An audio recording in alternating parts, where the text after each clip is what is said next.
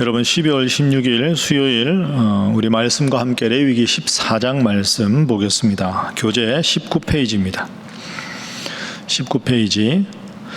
나병 환자가 정결하게 되면 다시 제사장에게로 가서 완치 판정을 받아야 합니다.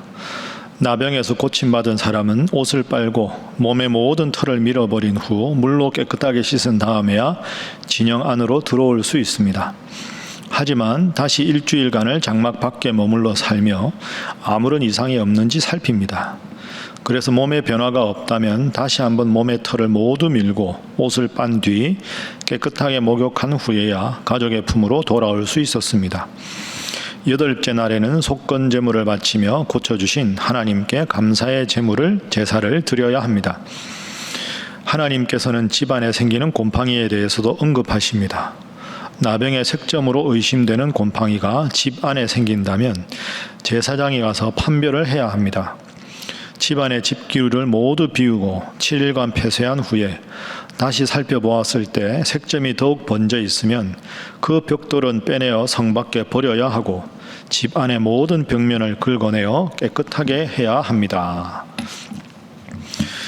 오늘 14장 본문은 우리가 본문에서 읽은 대로 그 악성 피부염 환자, 전염병 환자가 이제 그 병에 들어있다가 회복되었을 때 어떤 과정을 거쳐서 정결하게 다시 회복되는가, 그리고 그 회복을 선포하는 예식에 대한 내용이 들어 있습니다.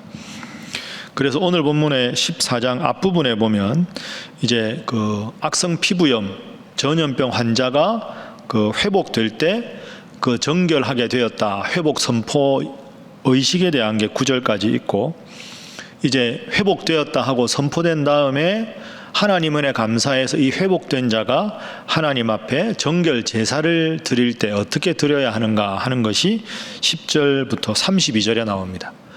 그리고 33절부터 보면 그 가옥, 전염병 환자가 있었던 가옥이라든지 이걸 어떻게 정결하게 할 것인가 아주 섬세하게 하나님께서 일러주십니다. 그런데 사실 생각해 보면 33절부터 집에서 벽면에 이렇게 병균이 옮아졌거나 뭔가 문제가 생겼을 때 이런 것은 지금은 그 레위기 말씀은 제가 말씀드린 대로 출애굽한 지 2년 1월 1일에 시내산 밑에 가서 한 50일 정도 동안 이 말씀을 듣고 출발합니다. 그러니까 지금은 천막 치고 살아가는 때라서 사실은 레위기의 이 규정은 가나안 땅에 들어가서 정식으로 정주할 수 있는 가옥을 지었을 때 적용하던 그런 내용이었다. 여러분이 참고로 그렇게 알아두시면 되겠습니다. 오늘 본문의 첫 번째 교훈입니다. 섬세하신 하나님. 하나님은 참 섬세하시다. 이것이 오늘 본문의 첫 번째 교훈입니다. 여러분, 우리는 레위기를 읽기 전에 흔히 성경 말씀을 보면 이 온 우주를 창조하신 하나님, 온 역사를 지금도 주관하시는 하나님, 그리고 인류의 미래를 심판하실 하나님, 아주 큰 스케일의 엄청난 경륜을 가지신 위대한 하나님만 우리가 주로 생각하는 경향이 있습니다. 그런데 오늘 본문 말씀 보면 정말 하나님은 위대하신 분, 스케일이 엄청나신 분이면서 동시에 아주 섬세하신 분. 그 백성 하나가 전염병 걸렸을 때 이렇게 해라, 일주일 지나고 체크해라, 다시 일주일 지나고 체크해라. 그가 머문 집이 혹시 병균에 오염되었는지는 벽을 긁어서 확인해라. 아주 섬세하게 하나하나 우리에게 교훈을 주십니다. 섬세하신 하나님에 해당되는 성경의 표현에 보면 우리의 머리털 하나까지 다 세심바 되었다. 이 머리털 하나까지 다 세심바 되신 분이 우리 하나님이시다. 여러분, 참 하나님 섬세하신 분입니다. 오늘 본문도 전체적으로 섬세하신 하나님이 드러나지요. 제가 읽으면서 또 이런 말씀을 참 섬세하시다, 자상하시다. 21절 보십시오. 만일 그가 가난하여 그의 힘이 미치지 못하면 그는 흔들어 자기를 속죄할 속건제를 위하여 어릿 수장 한 마리와 소제를 위하여 고운 가루 10분의 1 에바에 기름 섞은 것과 기름 한 록을 취하고, 그의 힘이 미치는 대로 산비둘기 둘이나 집비둘기 새끼 둘을 가져다가 제물을 삼으라. 그러니까 하나님이 쭉 이렇게 보면 정결하게 선포해서 하나님 앞에 제사를 드려야 되는데 집이 가난해서 제물이 없는 사람은 양 바치기 어렵냐? 비둘기도 괜찮다. 고운 가루도 괜찮다. 하나님이 이렇게 말씀하십니다. 그러니까 하나님은 참 섬세하신 분, 참 자상하신 분, 이렇게 우리가 알 수 있습니다. 여러분, 코로나 때문에 지금 많이 힘드시죠? 저도 지금 예배당에서 여러분들 안 계신데 설교하기가 참 쉽지 않은데 여러분은 얼마나 힘드시겠습니까? 힘든 형편 하나하나 놓고 기도하십시오. 그냥 하나님 도와주십시오 이렇게 하지 마시고요. 하나님, 오늘은 이런 일이 있는데 이 일도 살펴주세요. 우리 애가 이런 문제가 있는데 이것도 살펴주세요. 아주 섬세하게 기도하셔도 다 들으시는 하나님. 여러분, 우리가 성경을 이렇게 쭉 읽는 의미가 여기 있습니다. 천지창조 이야기를 볼 때는 하나님 이 역사를 주관하옵소서 크게 기도하고, 레위기 말씀을 읽을 때는 정말 섬세한 아주 작은 것 하나도 살피시는 하나님 앞에 내 작은 형편을 바치는 것도 아뢰는 것도 좋은 신앙생활입니다. 그래서 성경은 쭉 통독을 하는 게 필요하죠. 하나님의 다양한 면, 다양하게 역사하시는 하나님, 예수님, 그 위인들의 모습을 통해 배울 수가 있는 거죠. 그 섬세하신 하나님 기억하면서 많은 말씀으로 깨닫고 삶 가운데 구체적으로 응답받으시는 여러분들 되시기를 축복합니다. 자, 두 번째 오늘 본문의 교훈은 오직 은혜로만 살아갈 수 있는 존재다 하는 겁니다. 오직 우리는 은혜로만 살아갈 수 있다. 여러분, 그렇습니다. 주일날 제가 말씀드렸지만 은혜가 없으면 우리는 못 살아갑니다. 지금 이런 엄중한 상황에 되고 보니까 그렇습니다. 내가 뭘 잘한다고, 내가 나를 보호한다고 내가 살아가는 게 아닙니다. 여러분, 역설적으로 21세기가 얼마나 과학이 발달했습니까? 그래서 전염병으로 인류가 많은 사람들이 큰 피해를 입는 것은 더 이상 21세기에는 없을 줄 알았습니다. 그런데 보십시오. 코로나가 어느 나라에서 탁 터지자 전 세계로 삽시간에 퍼져서 이렇게까지 많은 사람들이 죽고 입원하고 피해를 입지 않습니까? 그런데 문제는 눈에 보이지 않는 바이러스에 대해서 누구도 자신할 수 없다는 거죠. 누구든지 피해자가 될 수 있고 누구든지 가해자가 될 수 있다. 그러니까 인간이 얼마나 무기력한 존재인가를 철저히 이번 기회에 느낍니다. 그전에는 정말 인간이 하나님 없이 모든 걸 다 가능하겠다, 무신론적 과학주의, 데이터이즘 이러면서 막 유발 하레리 같은 사람도 신은 더 이상 필요 없다, 이게 주류였는데, 저는 그래서 코로나19가 역설적으로 하나님을 믿는 신앙의 위대한 힘을 우리에게 보여준다고 생각합니다. 하나님이 지켜주지 않으면 우리가 오늘 하루를 건강하게 살아갈 수가 없습니다. 오직 은혜로만 살아갈 수 있다. 여러분, 오늘 본문에 이 전염병 걸린 사람, 걸리고 싶은 걸린 사람이 누가 있습니까? 그리고 지금부터 이게 3,500년 전입니다. 의사가 있었습니까? 약이 있었습니까? 그러니까 악성 피부염에 걸린 사람이 진영 밖으로 나가서 격리돼서 돌아오는 건 오직 하나님의 은혜밖에 없습니다. 하나님이 그 병을 고쳐주시면 진영 안으로 들어오는 거요. 고쳐주시지 않으면 다시 확인해야 되는 겁니다. 사실은 의사가, 훌륭한 의료기술이, 좋은 약이 우리를 고쳐주는 것 같지만 그게 아닙니다.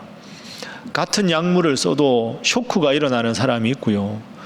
약을 쓰지 않아도 건강하게 치유되는 사람이 있습니다. 약은 보조제입니다. 의사의 능력도 보조적인 겁니다.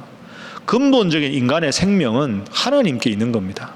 하나님이 은혜를 베풀어 주시고 하나님이 손을 베풀어 주셔야 우리가 살아갈 수 있습니다. 간밤에 잘 주무셨습니까? 하나님이 잠을 주셔야 잘 잘 수 있습니다. 까닭없이 잠이 안 오는 불면의 밤을 보내서 새벽에 일어났는데도 힘이 없고 무기력하고 잠들려고 하는데 잠 안 오고, 여러분, 내가 자는 건데 내가 내 잠을 조절 못합니다.